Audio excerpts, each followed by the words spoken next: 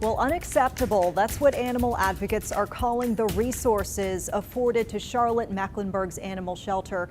Tonight, they called on city leaders to consider how Charlotte's population has doubled over the last 30 years, but the shelter itself hasn't changed in capacity over that same time. The result, they say, needless animal deaths and public safety risks.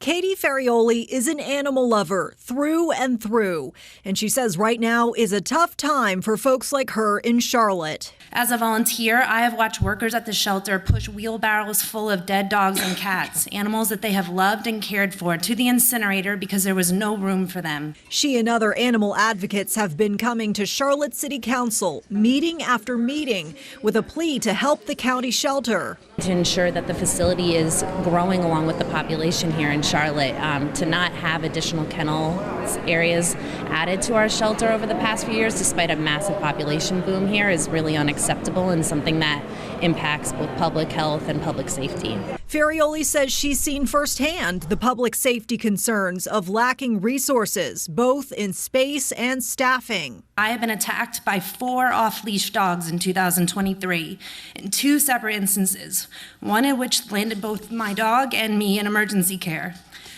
I have felt failed by the response of the city each time and am currently looking to move my family. She said she's also seen the impacts as a behavioral health professional. I have watched survivors of domestic violence refuse potentially life-saving emergency housing options because they were too afraid to leave their pets with their abusers and were concerned that the animals may not survive their stay at the animal shelter due to overcrowding.